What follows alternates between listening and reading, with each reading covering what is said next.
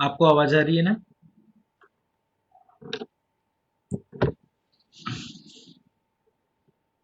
Clarity है ना आवाज के अंदर? हाँ।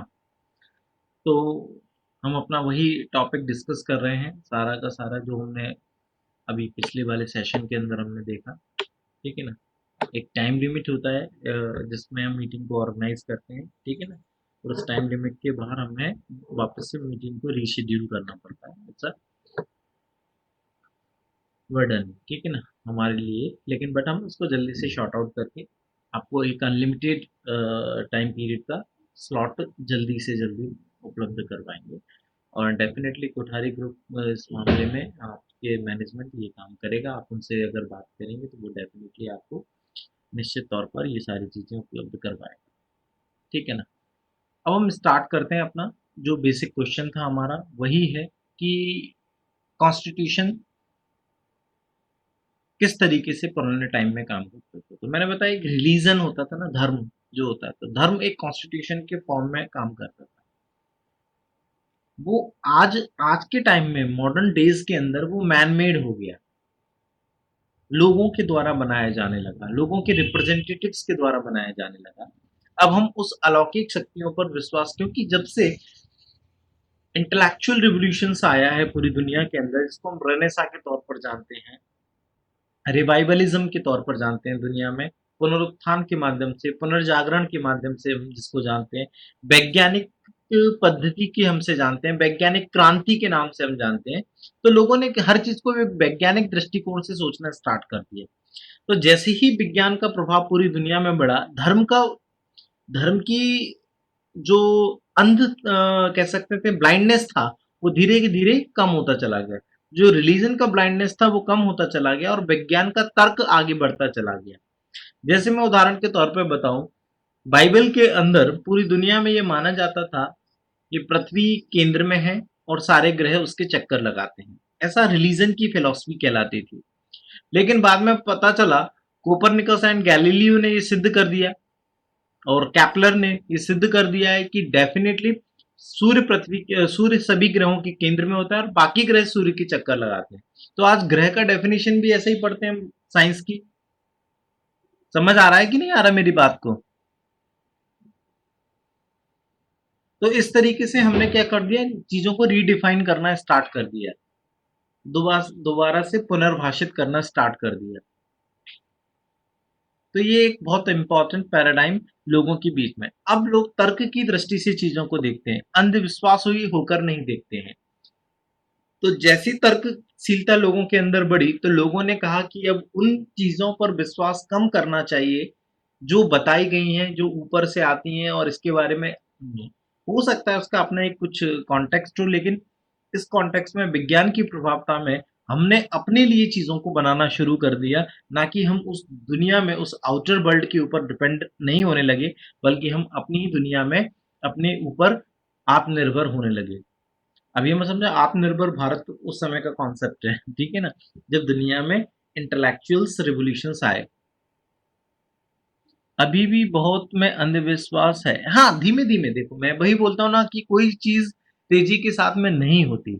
आप अचानक से एक दिन के अंदर नहीं हो पाएंगे, बदल नहीं पाएंगे। ये धीमे धीमे इसका प्रभाव बढ़ता चला जाता है ना? आजकल होता है, जहाँ पे शिक्षा का माध्यम कमजोर होगा, जहाँ पे आधुनिक शिक्षा का प्रसार कम होगा, वहां अभी भी पौराणिक मान्यताओं को बल मिलेगा, है ना? जो आज की दुनिया से कटे हुए होंगे, मेन स्ट्रीम में काम नहीं करते होंगे, देन डेफिनेटली इस तरीके की चीजें रहेंगी। तो धीमे धीमे होगा। इसीलिए तो कहते हैं लगातार तौर पर सरकार ऐसी ऐसे कार्यक्रमों को बढ़ावा देती है, ऐसी शिक्षा की नीति लागू करती है जिससे ज्यादा से ज्यादा लोग इसका लाभ उठाएं और ज्यादा से ज्यादा लोग मुख्य धारा में सोचने लगे, मुख्य धारा में आए। ठीक है ना? तो ये भी होता है।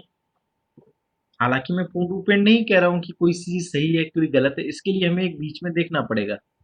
We need constitution because it tells us, Neeraj कुछ बोल रहे हैं, it tells us what the fundamental nature of our society is. ठीक है, ये बाद में बात करेंगे, टॉपिक का डिस्कशन है। थोड़ा जल्दीबाजी हो गई इसको बात बोलने में। ये तो सोशियोलॉजी का पार्ट है। नहीं, देखो हमारा ऑब्जेक्टिव वही तो चीज़ें हैं, मैंने आपको पहले दिन की क्लास में यही तो बोला था, चीज़ें कोरिलेट करती हैं, है ना? It is not about the sociology, it is not about the polity, एक दूसरे के लिए होते हैं ना, क्योंकि सारे सब्जेक्ट तो हमने क्लासिफाई किए, किसके लिए होते हैं? ह्यूमन वेलबीइंग के लिए, मानव के अच्छा होने के लिए। अगर हम ही नहीं है, आपको क्या लगा जंगलों के अंदर कोई इकोनॉमिक्स पढ़ता होगा या सोसाइटी पढ़ता होगा? क्योंकि वहां मानव नहीं है, सृजनशीलता नहीं है, इसलिए किसी को जरूरत भी नहीं है।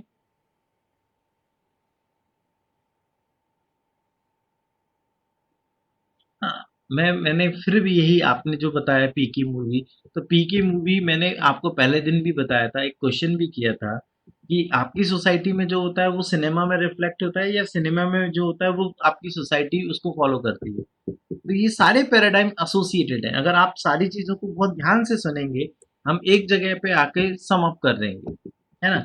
Main centre, knowledge centre, power centre सब एक ही है, ठीक है ना?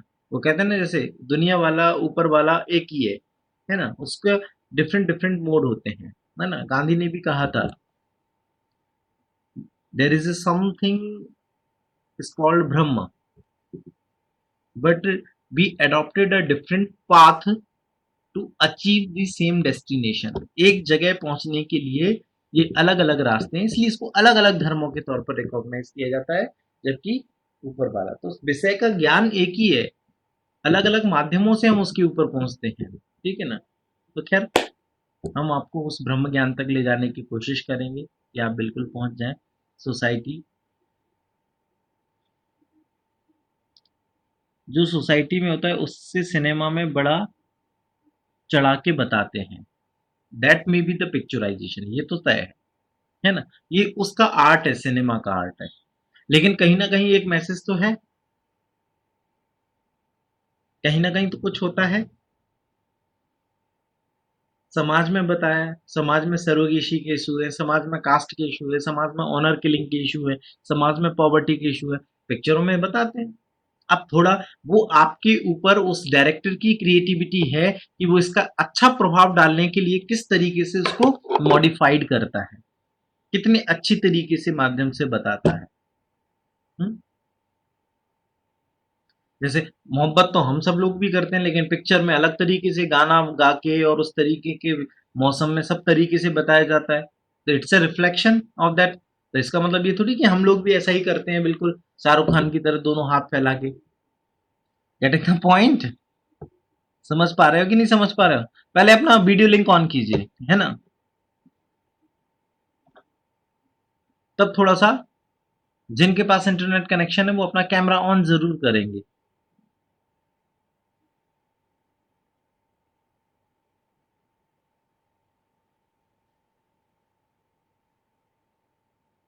डिस्क्लेमर में एक्सप्लेन करते हैं कि सिनेमा काल्पनिक होता है, कल्पनाशीलता भी, आपको ये अभी छोटा स्टेज है जो आप चीजों को समझने की उस स्थिति में, कल्पनाशीलता भी कहीं ना कहीं वास्तविकता से, हमारे मन में जो ख्याल आता है काल्पनिकता, वो कहीं ना कहीं somewhere it is related to the reality, हम उसी के बारे में सोच सकते हैं जिसको हमने कभी देखा होता है, कभी महसूस किया होता है। हाँ, that may be the exaggeration, उसका बढ़ा चढ़ाकर हो सकता है, उसको डिफरेंट फॉर्मेट में कर सकते हैं, but something it is related to the reality. ये बहुत बड़ा साइंस है फिलोसफी का, तो अभी आप इतनी बड़ी बड़ी बातों में नहीं जा सकते, ठीक है ना? लेकिन कहीं ना कहीं वो हमारी रियलिटी से एसोसिएट ही होता है, हम उस चीज को कभी सोच ही नहीं पाते ना। सोचते भी वही है जो है, आज आप यूपीएससी के बारे में सोच रहे हो, आप अपनी पढ़ाई के बारे में सोच रहे हो, ये तभी पॉसिबल है ना जब आप उससे, उसके बारे में कहीं ना कहीं सुनते हैं, कहीं ना कहीं सीख लेते हैं, कहीं ना कहीं वो फॉर्मेशन आपके दिमाग में आते हैं, ठीक है ना?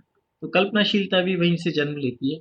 हालांकि इसको बड़ा डिटेल में पढ़ा जाता है, साइकोलॉजी के अंदर ये सब्जेक्ट है, ह्यूमन साइकोलॉजी का build, formations of human psychology, ये सारे टॉपिक्स हैं, बट साइकोलॉजी अभी आपको पढ़ना नहीं है, क्योंकि अगर अगर हमने साइकोलॉजी को भी इस तरीके से पढ़ना शुरू किया तो जाहिर सी बात है हम यूपीएससी की पढ़ाई अगले 8 साल 10 साल तक कंप्लीट कर पाएंगे, है ना? तो आप चाहते हो तो मैं तो तैयार हूँ, अगर 10 साल में आपको कंप्लीट करनी है मुझे कोई प्रॉब्लम नहीं है। नहीं ना? ठीक है ना? तो हमें सर्टेन ये चीज़ें भी अपने, मैंने बताया ना, हमें अपने एनालिटिकल माइंड को इस तरीके से यूटिलाइज करना है कि हमें ये पता रहे कि क्या करना है और क्या नहीं करना है। एक व्यक्ति का विजडम, विजडम कहते हैं ना, विजडम, एक शब्द सुना होगा, विजडम। वो विजडम लाइज, हमारे माइंड के अंदर जो विजडम लाइज करता है, उसका मतलब यही है, हम किसी भी व्यक्ति को बुद्धिमान बोलना तब शुरू करते हैं जब उसको ये पता लगने लग जाए कि हमें क्या करना है और क्या नहीं करना है। इस बात का आभास अगर हमें होने लग जाए तो हमारे अंदर इसको बौद्धिकता बोला जाता है, विजडम कहा जाता है इसको। करेक्ट है?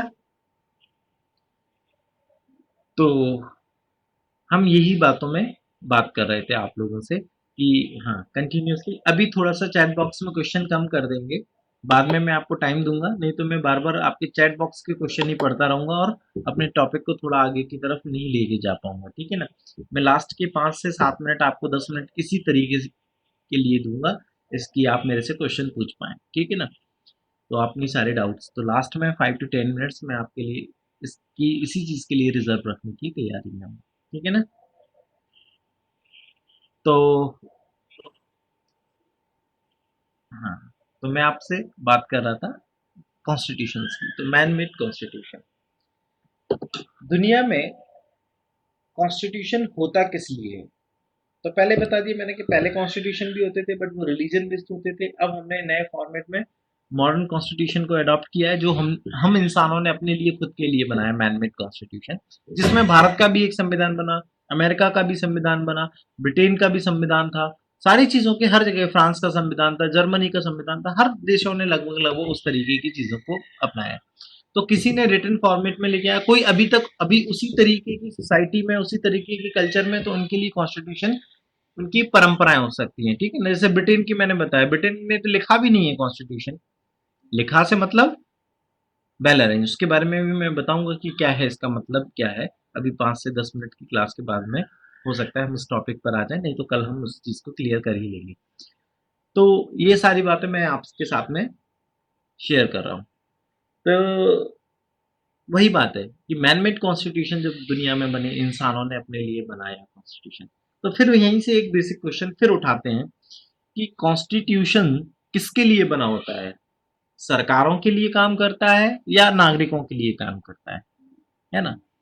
आप चैट बॉक्स में आंसर करेंगे, क्या ये कॉन्स्टिट्यूशन सरकारों के लिए काम करता है या नागरिकों के लिए काम करता है?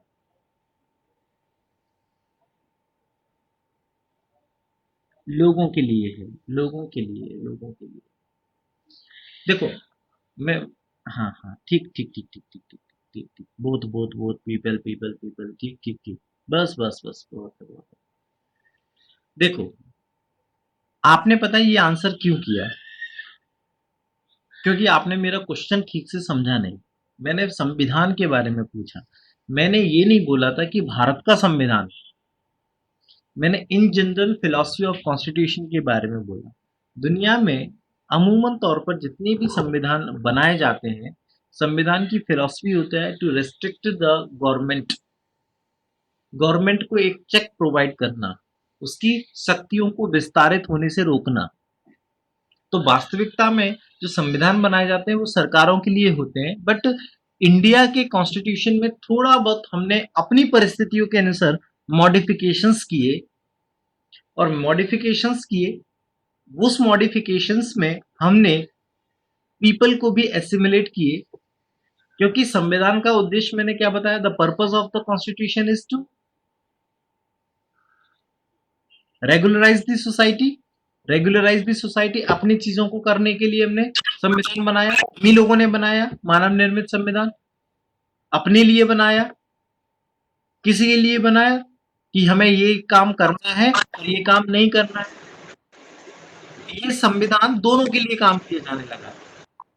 सरकार के लिए, तो सरकार को तो बताता ही है कि सरकार को ये काम करना है और ये काम नहीं करना है, लेकिन लोगों को भी बताता है कि हमें ये काम करना है या नहीं करना है, हमारे क्या कर्तव्य है, हमें क्या करना चाहिए और हमें क्या नहीं करना चाहिए, even in fundamental rights and as well as in fundamental duties. तो कुछ इंडिया के लिए भी चीजें बताई गई हैं, लेकिन अमूमन तौर पर जो दुनिया में कॉन्स्टिट्यूशन की फिलॉसफी है, वो सरकार को बताती है कि सरकार को ये करना चाहिए और ये नहीं करना चाहिए। प्लीज आप अपने आप को म्यूट कर लीजिए। आकांक्षा श्रीवास्तव।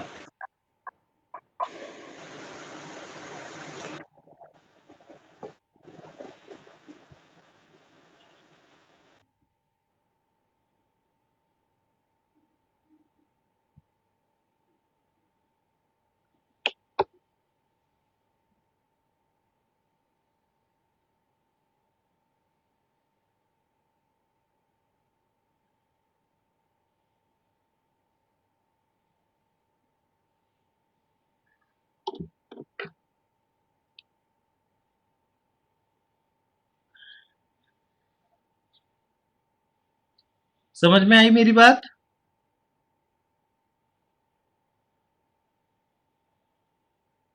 हाँ, तो certain dos and don'ts government में के लिए होते हैं, लेकिन बट इंडियन कॉन्स्टिट्यूशन में लिटिल बिट मॉडिफिकेशन किया गया है और हमने लोगों के साथ में भी इसको अटैच किया गया है, लोगों के साथ भी हमने इसको जोड़ा है। क्या ऑब्जेक्टिव है इस संविधान को बनाने का? ऑब्जेक्टिव क्या है इस संविधान को बनाने का? To form a just society. मैं ही आंसर कर रहा हूं, मैं अभी आपसे नहीं पूछ रहा हूं, तो नहीं। एक सोशल जस्टिस जिसको बोलते हैं, स्टेबलाइज करना सोसाइटी के अंदर, सोशल जस्टिस, सामाजिक न्याय को स्थापित करना है सोसाइटी में, सोशल जस्टिस को स्टेबलाइज करना है। संविधान हमने क्यों बनाया? संविधान इसलिए बनाया है कि गवर्नमेंट कहीं लोगों के साथ में अन्याय ना कर दे, इसलिए गवर्नमेंट को ये बताते रहे कि तुमको क्या करना है और क्या नहीं करना, जिससे सामाजिक तौर पर न्याय स्थापित रहे लोगों के बीच में, समाज में किसी के साथ में गलत ना हो, चाहे वो जाति विशेष के साथ में, चाहे वो धर्म विशेष के साथ में, चाहे व्यक्ति विशेष के साथ में, मोर इम्पोर्टेंट। तो सामाजिक न्याय की स्थापना करना है, सोशल जस्टिस के तौर पर स्टेबलाइजमेंट करना है। कैसे करेगी? गवर्नेंस के माध्यम से सरकार कुछ ऐसे कार्यक्रम चलाएगी, सरकार कुछ ऐसे क्रियाकलाप चलाएगी जिससे समाज के अंदर का भेदभाव धीरे धीरे कम होता जाए, कम होता चला जाए। करेक्ट है? कम होता चला जाए, कम होता जाए, ये डेविएशन धीमे धीमे कम होता चला जाए सरकार की नीतियों के माध्यम से। कोई वर्ग के अंदर पिछड़ापन है, कोई के अंदर ज्यादा आगे बढ़ गया, तो उसके अंदर धीरे धीरे सरकार की पॉलिसियों के माध्यम से उसको, और समाज को जहां तक संभव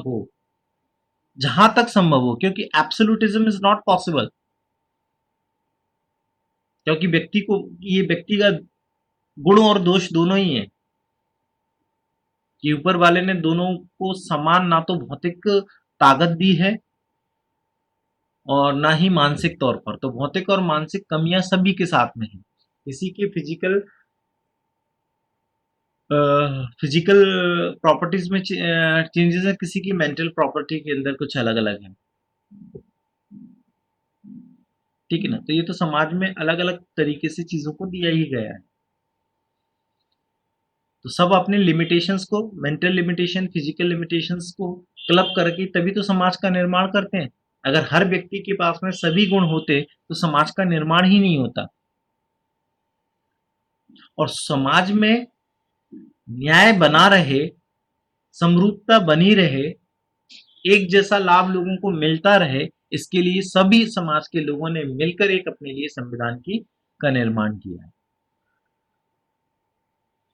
पहले लोग आए, लोगों ने समाज बनाया, तभी तो ये नियम कानून बनाए अपने लिए कि ऐसे, नहीं तो डिस्टर्ब हो जाएगी सोसाइटी, काम नहीं कर सकते हम लोग, बिलगाव पैदा हो जाएंगे, है ना? तो polity, society, economics, geography, all are interrelated to each other, एक दूसरे के साथ जुड़ते हैं, और यही सही मायने में शिक्षा है कि हम सभी चीजों को एक रूप में देखना शुरू करें, यही आपको सीखना है। आप मुझे बता दीजिए, एक आइसक्रीम की फैक्ट्री हम कहाँ ज्यादा लगा सकते हैं, जहां गर्मी ज्यादा पड़ती हो या जहां बर्फ ज्यादा जमी हो? कहाँ हमारा धंधा अच्छा चलेगा? It is a matter of economy but depend upon the geographical condition, भौगोलिक परिस्थितियों में।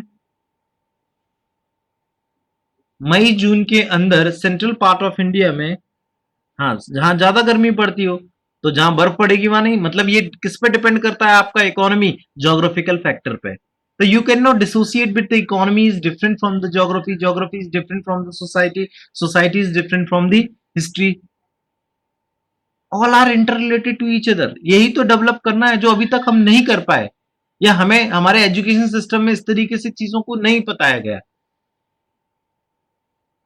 वेस्टर्न एजुकेशन सिस्टम में यही होता है, द वेस्टर्न एजुकेशन सिस्टम में स्पून फीडिंग नहीं होती कि बिल्कुल ये प्रश्न है इसका उत्तर है आप लोगों को याद करना है।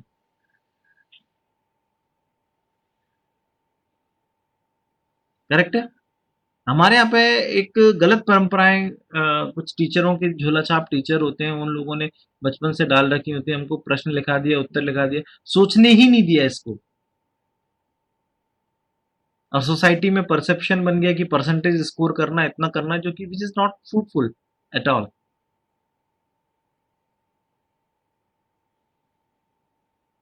तो हमें आज से जो हम तैयारी करेंगे या जो जिस भी तरीके की शिक्षा लेंगे वो सोचने वाली होगी ना। जितना दिमाग सोचेगा, जितना चलेगा, उतना ही ठीक तरीके से हम काम कर पाएंगे, उतना ही हमें बहुत अच्छा तरीके से इनपुट मिल पाएगा चीज़ों को। जब इनपुट मिलेगा तो हम एक्सप्रेस इसको आउटपुट के तौर पर बहुत अच्छी तरीके से कर लेंगे।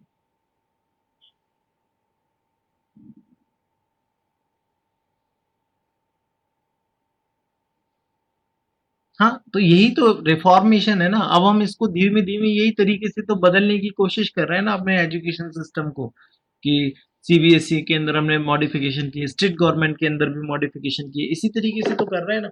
बट वो धीमे धीमे हो पाएंगे, वो बदलाव बहुत धीमे धीमे हो रहे हैं। सोसाइटी को उन बदलावों को झेलने के लिए कैपेबल होना पड़ेगा, पहले उसको तैयार करना पड़ेगा। अचानक से बदलाव नहीं किया जा सकता, तो वो धीमे धीमे होगा। तो ये सारी चीजें मैंने आपको इसीलिए बताई हैं आपको। हाँ, ठीक है, वो अब हम आप कहाँ-कहाँ क्या होता है वो हमारा सब्जेक्ट भी नहीं है, बट हम देखते रहेंगे, ठीक है ना? तो मराठा एजुकेशन सिस्टम में बहुत सारी सभी जगह पे होता है, दुनिया में सबके अपने मेरिट एंड डिमेरिट्स हैं और सभी आजकल सुधारों की प्रक्रिया में है। अरे यूपीएससी ने खुद अपने सिलेबस को, उनको उस उनके मुताबिक आईएएस ऑफिसर नहीं मिल पा रहे थे, इसलिए उन्होंने 2011 से लगातार तौर पर सुधार करते जा रहे हैं, लगातार पैटर्न में बदलाव करते जा रहे हैं, लगातार सिलेबस में चेंज कर रहे हैं। आपके कॉम्पिटेटिव एग्जामिनेशन का सिलेबस लगातार चेंज हो रहा है। क्यों हो रहा है? क्योंकि उनको मन मुताबिक अपने आईएएस ऑफिसर नहीं मिल रहे, जिस पर्पस के लिए, क्योंकि अभी तक वो आईएएस ऑफिसर मिल रहे हैं जो किताबों में तो लिख देते हैं, आंसर में तो लिखते हैं कि I want to be an IAS officer to serve the nation, लेकिन जैसे ही बन जाते हैं वैसे ही अपनी सेवा ज्यादा करने लगते हैं, राष्ट्र की कम करते हैं। तो वो तो इसीलिए बदलाव कि आखिर हम ऐसा कैसा सिलेबस, ऐसे कैसे एग्जाम कंडक्ट कराएं जिससे आपके बारे में पता चले, आपकी सच्चाई के बारे में। तो उन्होंने एथिक्स का पेपर इंट्रोड्यूस किया, केस स्टडीज भी इस क्वेश्चन बनाने लगे, आपसे पूछे जाने लगा कि इस तरीके से अगर ये परिस्थिति है, ऐसी परिस्थिति है, तो आप क्या निर्णय लेंगे। अब वो किसी किताब में नहीं लिखा, रटा हुआ नहीं है, तो वो तो वही लिख पाओगे जो आप 3 घंटे के अंदर, जो आप फील करते हो, जो आप समझ पाए हो, है ना। हो सकता है 5 से 10 मिनट में आप इंटरव्यू में बेवकूफ बना दो उनको कि नहीं मैं तो राष्ट्र के लिए ही समर्पित हूँ, मैं तो यही काम करने के लिए, मैं तो पैदाइशी समाज सुधारक ही पैदा हुआ था, राजा राम मोहन राय का अवतार मैं ही हूँ। ये काम आप उनको सिखा बता सकते हो। और बाद में चल के शादी में 5 करोड़ रुपए दहेज में लेना, फलाना, ये काम करना, सब दुनिया के कुकर्म सब करने लगते हो, भ्रष्टाचार करना, रेड टेपिज्म करना। तो वो ऐसे आदमियों का पकड़ में कैसे आए? तो उन्होंने नया पेपर भी इंट्रोड्यूस कर दिया, जीएस पेपर 4 का एथिक्स का, कि 3 घंटे लिखो। लिखने में तो कहीं ना कहीं फंसोगे ना कहीं अंदर का शैतान निकल के आ ही जाएगा। अब याद किया हुआ क्वेश्चन तो है नहीं है, सब दिमाग के आधार पर लिखना है, तो जैसे होगे और वो 3 घंटे लिखोगे तो वो तो वही निकल पाएगा ना। इसीलिए आपको बदलना है, इसलिए मैं कह रहा हूं आज से ही आपको नए तरीके से चीजों को सोचना स्टार्ट करना है, उस चीज का मर्म को समझना है। प्रश्नों के उत्तर, चीजों को जानना एक सेकेंडरी थिंग है, वो तो है ही है, लेकिन प्राइमरी है आपकी ओरिजिनल थिंकिंग, जो आप कैसे हैं। अगर पढ़ाई पर ही सिलेक्शन होता तो यूपीएससी के लिए सबसे आसान होता आईएएस बनाने के लिए, कि 12वीं में 65 ले आओ, जिसके 90% हमेशा आए हो उनको आईएएस बना देंगे डायरेक्ट, कोई एग्जाम कराने का टेंशन ही नहीं 90% वालों को। लेकिन पता है ना कि 90% भी कैसे लाए होंगे, वो याद कर लिए होंगे प्रश्नों के उत्तर, वो लेके आ गए होंगे, उससे बात नहीं बननी, ऐसा माइंड नहीं चाहिए हमको। ऐसा चाहिए जिसका ये डेवलप हो, जो सोच सके, जो निर्णय ले सके, उन परिस्थितियों को जानता है, उसका उसके अंदर समझदारी हो, उसका टेस्ट है। तभी तो मैंने बोला एप्टीट्यूड टेस्ट है। समझ पा रहे हो ना? तो ये बात है।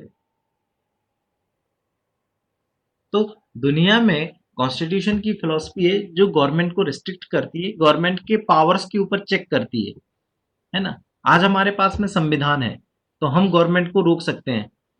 पुलिस हमको पकड़ के ले गई, अरे कैसे ले गई, किस अधिकार के थ्रू ले गई?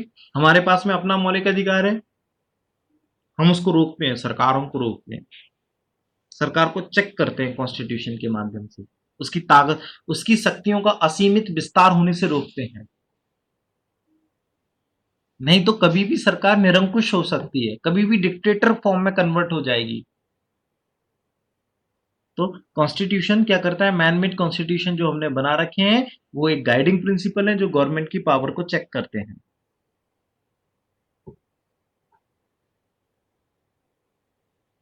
करेक्ट है? हमने थोड़ा अपनी सोसाइटी की डाइवर्सिटी को देखते हुए, भारत के समाज की डाइवर्सिटी को देखते हुए,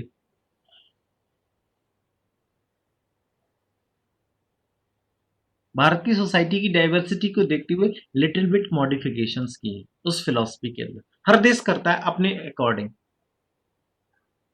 थोड़ा सा उसको मॉडिफाइड करता है, उसमें बदलाव लाता है। हमने क्या किया, लोगों के लिए भी कर्तव्य जोड़े, लोगों की पावर को, क्योंकि अधिकारों के अंदर भी, फंडामेंटल राइट्स के अंदर भी हमने आपको रिजर्व किया है, रेस्ट्रिक्ट किया है। वहां भी एब्सोल्यूट राइट्स नहीं दिए, जैसे freedom of speech and expression, आप लोगों को व्यक्ति की स्वतंत्रता है, तो ये हम लोगों का अधिकार है, हमें कुछ भी बोलने का अधिकार है। लेकिन वहीं साथ में एक रेस्ट्रिक्शन, रीजनेबल रेस्ट्रिक्शंस भी दे दिए कि आप ये नहीं बोलेंगे फिलहाल सरकार के खिलाफ। जब परिस्थितियां ऐसी हो तो इस तरीके की बात नहीं बोल सकते, नहीं वहां नहीं कर सकते आप freedom of speech and expression. तो हमने साथ में, दुनिया में नहीं होता ऐसा, अधिकांशतः देशों में जिनसे ये कॉन्सेप्ट हमने लिए हैं वहां ऐसा देशों में नहीं देखने को मिला, बट हमने भारतीय परिस्थितियों के अंदर ऐसा कर दिया कि बिकॉज हमने माना कि society is not well educated, society is not well matured, इस तरीके की नहीं है, तो लोगों को धीमे धीमे एकदम से एब्सोल्यूट फ्रीडम नहीं देनी चाहिए, हमने उनको भी रेस्ट्रिक्ट किया। गवर्नमेंट को तो किया ही किया, लेकिन हमने लोगों के लिए भी एब्सोल्यूट फ्रीडम नहीं दी। हमने लोगों को फंडामेंटल राइट्स में भी एब्सोल्यूट राइट्स नहीं दिए, थोड़ा सा उनके ऊपर रीजनेबल रेस्ट्रिक्शंस लगाए, कुछ कर्तव्य भी जोड़ दिए हमने, फंडामेंटल ड्यूटीज भी जोड़ दी उनके साथ में। समझ में आया?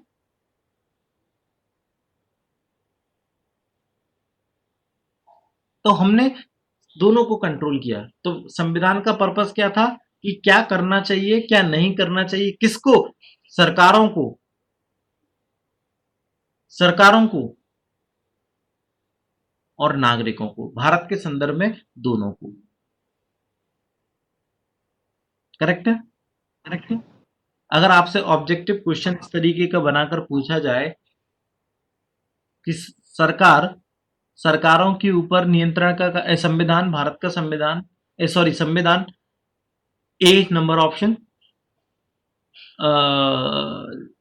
सरकारों के ऊपर नियंत्रण का कार्य करती है, दूसरा लोगों के ऊपर नियंत्रण का कार्य करती है, तीसरा दोनों के ऊपर नियंत्रण का कार्य करती है, चौथा इनमें से कोई नहीं। तो आप आंसर क्या बनाएंगे? सरकारों के ऊपर नियंत्रण का कार्य करती है, क्योंकि संविधान के बारे में बोला गया है। अगर ऐसा लगता है भारत का संविधान किसके नियंत्रण के बारे में बात करता है, तो आप क्या लिखेंगे? दोनों के नियंत्रण के बारे में बात करता है, दोनों को रेगुलेट करता है, दोनों को बताता है कि क्या करना चाहिए क्या नहीं करना चाहिए। करेक्ट है? समझ पाए? आज के लिए इतना ही रखें, बाकी बात कल करें, ज्यादा हो जाएगा नहीं, ओवरडोज हो जाएगी बात।